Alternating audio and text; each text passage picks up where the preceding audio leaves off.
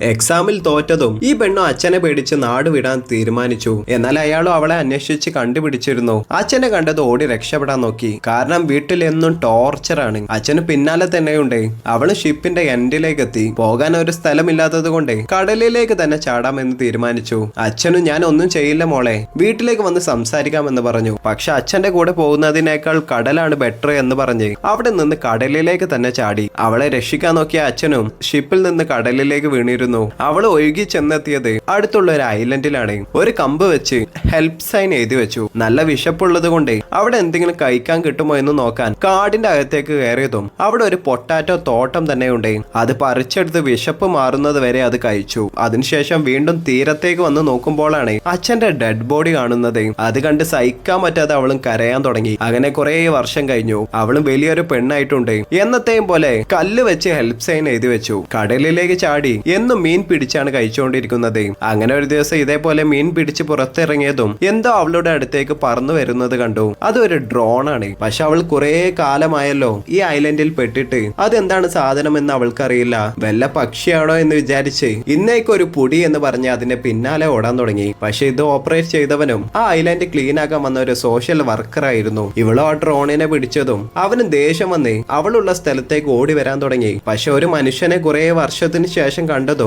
Drone നിലത്തേക്ക് എറിഞ്ഞ് അവന്റെ അടുത്തേക്ക് ഓടി വന്ന് അവനെ കെട്ടിപ്പിടിച്ച് കരയാൻ തുടങ്ങി.